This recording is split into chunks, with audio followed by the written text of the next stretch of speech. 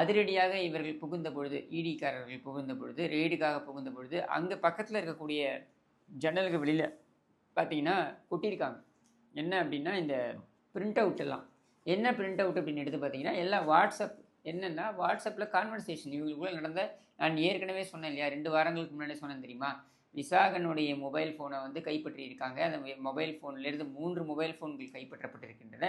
இந்த மொபைல் ஃபோன்லேருந்து நிறைய தகவல்களை எடுத்திருக்காங்க அப்படின்னு சொல்லிட்டு, அந்த தகவல்கள் குறித்த வாட்ஸ்அப் பிரிண்ட் அவுட்டை தான் இவர் எடுத்து வச்சிருக்கார். இதை வைத்து எப்படி நம்ம வந்து வழக்கை எப்படி அணுகிறது, இல்லை இந்த கேள்விகள்லாம் நம்மள்கிட்ட கேட்குறாங்க அப்படின்னா இதுக்கு எப்படி பதில் சொல்கிறது அப்படின்ட்டு, அதை அப்படியே பயத்தில் வெளில தூக்கி போட்டிருக்காங்க. அதையும் கைப்பற்றியிருக்கிறது இடி. இப்போ மேலும் கேள்விகளுக்காக, விசாரணைக்காக அவர் அழைத்து செல்லப்பட்டிருக்கிறார்.